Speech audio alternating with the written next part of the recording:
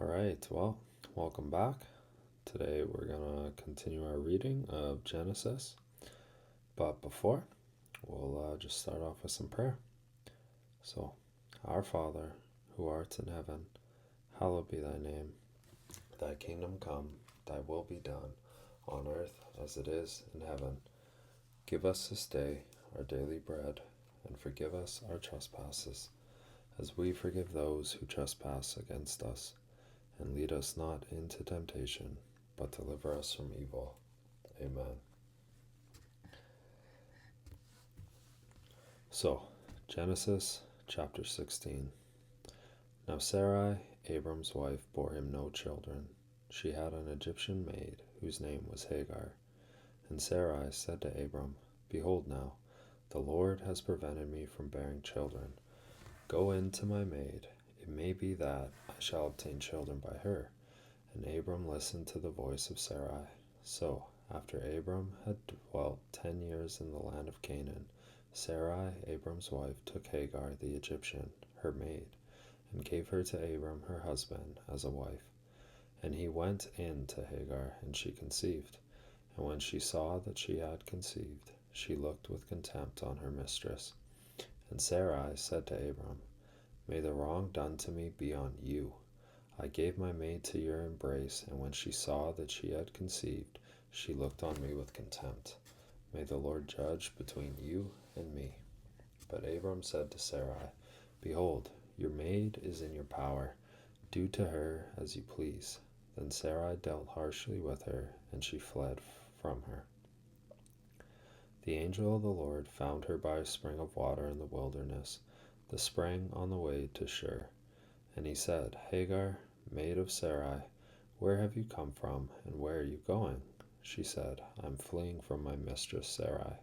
The angel of the Lord said to her, Return to your mistress and submit to her. The angel of the Lord also said to her, I will so greatly multiply your descendants that they cannot be numbered for multitude. And the angel of the Lord said to her, Behold, you are with child, and shall bear a son, and shall call his name Ishmael, because the Lord has given heed to your affliction. He shall be a wild donkey of a man, his hand against every man, and every man's hand against him, and he shall dwell over against all his kinsmen. So she called the name of the Lord who spoke to her, You are a God of seeing.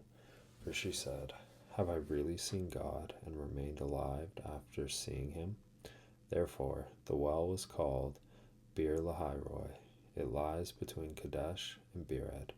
And Hagar bore Abram a son, and Abram called the name of his son, whom Hagar bore, Ishmael. Abram was 86 years old when Hagar bore Ishmael to Abram. Chapter 17. Excuse me. When Abram was 99 years old, the Lord appeared to Abram and said to him, I am God Almighty.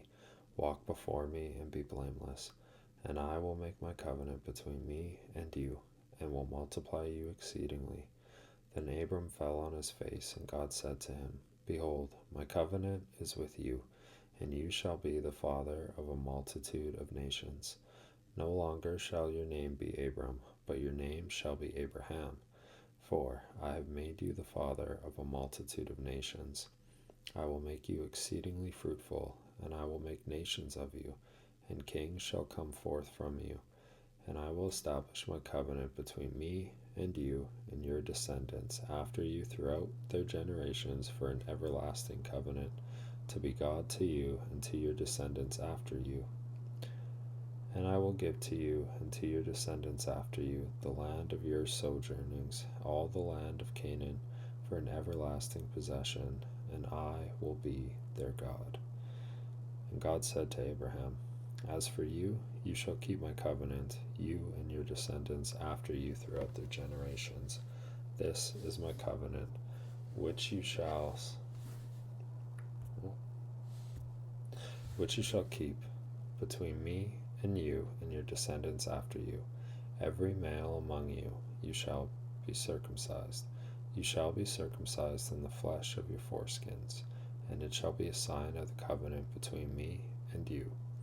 He that is 8 days old among you shall be circumcised. Every male throughout your generations, whether born in your house or bought with your money from any foreigner who is not of your offspring, both he that is born in your house and he that is bought with your money shall be circumcised. So shall my covenant in your flesh be in your flesh, an everlasting covenant. Any uncircumcised male who is not circumcised in the flesh of his foreskin shall be cut off from his people. He has broken my covenant. And God said to Abraham, As for Sarai your wife, you shall not call her name Sarai, but Sarah shall be her name. I will bless her, and moreover I will give you a son by her. I will bless her, and she will be a mother of nations. Kings of people shall come from her. Then Abraham fell on his face and laughed, and said to himself, Shall a child be born to a man who is 100 years old? Shall Sarah, who is 90 years old, bear a child? And Abraham said to God, O that Ishmael might live in your sight. God said, No, but Sarah your wife shall bear you a son, and you shall call his name Isaac. I will establish my covenant with him as an everlasting covenant for his descendants after him. As for Ishmael, I have heard you. Behold, I will bless him and make him fruitful and multiply him exceedingly. He shall be the father of 12 princes, and I will make him a great nation. But I will establish my covenant with Isaac, whom Sarah shall bear to you at this season next year. When he had finished talking with him, God went up from Abraham. Then Abraham took Ishmael his son, and all the slaves born in his house, or bought with his money, every male among the men of Abraham's house, and he circumcised the flesh of their foreskins that very day, as God had said to him. Abraham was 99 years old when he was circumcised in the flesh of his foreskin. And Ishmael his son was 13 years old when he was circumcised in the flesh of his foreskin. That very day Abraham and his son Ishmael were circumcised, and all the men of his house, those born in the house and those bought with money from a foreigner, were circumcised with him. Chapter 18. And the Lord appeared to him by the oaks of Mamre, and he sat at the door of his tent in the heat of the day. He lifted up his eyes and looked, and behold, 3 men stood in front of him. When he saw them, he ran from the tent door to meet them, and bowed himself to the earth, and said, My Lord, if I have found favor in your sight, do not pass by your servant. Let a little water be brought, and wash your feet, and rest yourselves under the tree, while I fetch a morsel of bread, that you may refresh yourselves, and after you may pass on, since you have come to your servant. So they said, Do as you have said. And Abraham hastened into the tent to Sarah, and said, Make ready quickly 3 measures of fine meal, knead it, and make cakes. And Abraham ran to the herd, and took a calf, tender and good, and gave it to the servant, who hastened to prepare it. Then he took curds and milk, and the calf which he had prepared, and set it before them, and he stood by them under the tree while they ate. They said to him, Where is Sarah your wife? And he said, She is in the tent. The Lord said, I will surely return to you in the spring, and Sarah your wife shall have a son. And Sarah was listening at the tent door behind him. Now Abraham and Sarah were old, advanced in age. It had ceased to be with Sarah after the manner of women. So Sarah laughed to herself, saying, After I have grown old, and my husband is old, shall I have pleasure? The Lord said to Abraham, Why did Sarah laugh and say, Shall I indeed bear a child now that I am old? Is anything too hard for the Lord? At the appointed time I will return to you in the spring, and Sarah shall have a son. But Sarah denied, saying, I did not laugh, for she was afraid. He said, No, but you did laugh. Then the men set out from there, and they looked toward Sodom, and Abraham went with them to set them on their way. The Lord said, Shall I hide from Abraham what I am about to do, seeing that Abraham shall become a great and mighty nation, and all the nations of the earth shall bless themselves by him? No, for I have chosen him, that he may charge his children and his household after him to keep the way of the Lord by doing righteousness and justice, so that the Lord may bring to Abraham what he has promised him. Then the Lord said, because the outcry against Sodom and Gomorrah is great, and their sin is very grave, I will go down to see whether they have done altogether according to the outcry which has come to me, and if not, I will know. So the men turned from there and went toward Sodom, but Abraham still stood before the Lord. Then Abraham drew near and said, will you indeed destroy the righteous with the wicked? Suppose there are 50 righteous within the city. Will you then destroy the place and not spare it for the 50 righteous who are in it? Far be it from you to do such a thing, to slay the righteous with the wicked, so that the righteous fare as the wicked.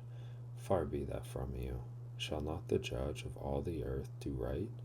And the Lord said, if I find at Sodom 50 righteous in the city, I will spare the whole place for their sake. Abraham answered, behold, I have taken upon myself to speak to the Lord, I who am but dust and ashes. Suppose 5 of the 50 righteous are lacking. Will you destroy the whole city for lack of 5? And he said, I will not destroy it if I find 45 there. Again he spoke to him and said, suppose 40 are found there. He answered, for the sake of 40 I will not do it. Then he said, oh, let not the Lord be angry, and I will speak. Suppose 30 are found there. He answered, I will not do it if I find 30 there. He said, behold, I have taken upon myself to speak to the Lord. Suppose 20 are found there. He answered, for the sake of 20 I will not destroy it. Then he said, oh, let not the Lord be angry, and I will speak again but this once. Suppose 10 are found there. He answered, for the sake of 10 I will not destroy it. And the Lord went his way when he had finished speaking to Abraham, and Abraham returned to his place. Chapter 19. The 2 angels came to Sodom in the evening, and Lot was sitting in the gate of Sodom. When Lot saw them, he rose to meet them, and bowed himself with his face to the earth, and said, my lords, turn aside, I pray you, to your servant's house, and spend the night, and wash your feet. Then you may rise up early and go on your way. They said, no, we will spend the night in the street. But he urged them strongly. So they turned aside to him and entered his house, and he made them a feast, and baked unleavened bread, and they ate. But before they lay down, the men of the city, the men of Sodom, both young and old, all the people to the last man, surrounded the house. And they called to Lot, where are the men who came to you tonight? Bring them out to us, that we may know them. Lot went out of the door to the men, shut the door after him, and said, I beg you, my brothers, do not act so wickedly. Behold, I have 2 daughters who have not known man. Let me bring them out to you, and do to them as you please. Only do nothing to these men, for they have come under the shelter of my roof. But they said, stand back. And they said, this fellow came to sojourn, and he would play the judge. Now we will deal worse with you than with them. Then they pressed hard against the man Lot, and drew near to break the door. But the men put forth their hands, and brought Lot into the house to them, and shut the door. And they struck with blindness the men who were at the door of the house, both small and great, so that they wearied themselves groping for the door. Then the men said to Lot, have you anyone else here? Sons-in-law, sons, daughters, or anyone you have in the city? Bring them out of the place. For we are about to destroy this place, because the outcry against its people has become great before the Lord, and the Lord has sent us to destroy it. So Lot went out and said to his sons-in-law, who were to marry his daughters, up, get out of this place, for the Lord is about to destroy the city. But he seemed to his sons-in-law to be jesting. When morning dawned, the angels urged Lot, saying, arise, take your wife and your 2 daughters who are here, lest you be consumed in the punishment of the city. But he lingered, so the men seized him and his wife and his 2 daughters by the hand, the Lord being merciful to him, and they brought him forth and set him outside the city. And when they had brought them forth, they said, flee for your life, do not look back or stop anywhere in the valley, flee to the hills, lest you be consumed. And Lot said to them, oh no, my lords, Behold, your servant has found favor in your sight, and you have shown me great kindness in saving my life, but I cannot flee to the hills, lest pardon me, lest the disaster overtake me and I die. Behold, yonder city is near enough to flee to, and it is a little one. Let me escape there. Is it not a little one? And my life will be saved. He said to him, Behold, I grant you this favor also, that I will not overthrow the city of which you have spoken. Make haste, escape there, for I can do nothing till you arrive there. Therefore the name of the city was called Zoar. The sun had risen on the earth when Lot came to Zoar. Then the Lord rained on Sodom and Gomorrah brimstone and fire from the Lord out of heaven. And he overthrew those cities, and all the valley, and all the inhabitants of the cities, and what grew on the ground. But Lot's wife behind him looked back, and she became a pillar of salt. And Abraham went early in the morning to the place where he had stood before the Lord. And he looked down toward Sodom and Gomorrah, and toward all the land of the valley, and beheld, and behold, the smoke of the land went up like the smoke of a furnace.